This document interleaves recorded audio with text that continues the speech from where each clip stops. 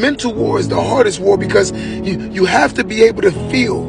But a lot of men aren't allowed to feel, therefore creating emotional toxic mentalities of these men. So again, a lot of men are in their head. So they have to be allowed to be vulnerable. Number two, the overthinker. The one that thinks he's not good enough, but thinks he could be, or think he can't be, or always creates scenarios. The overthinker. They're always overthinking everything because life has taught them to be such.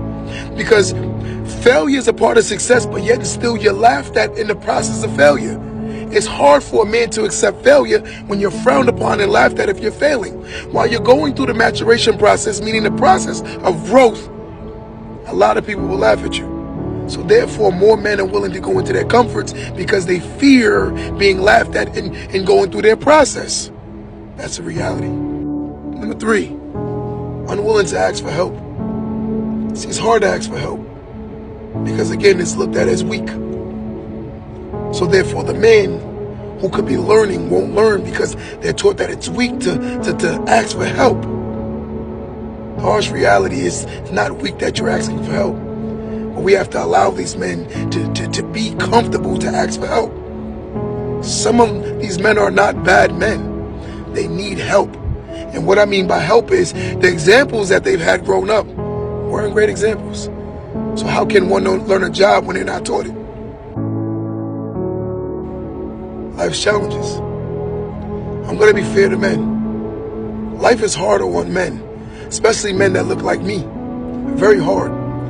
You have to really go through a lot of emotional barriers to get to levels. A lot of these men don't seek the validation that's needed in order to go through this process because of the fact that you're not looked at as a man if you haven't achieved. A woman can put on a dress, walk outside, and be looked at as considerably a woman.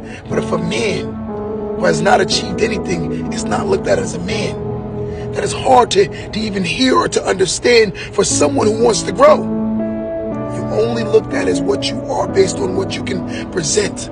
That is bad. Number five, he has no self-worth.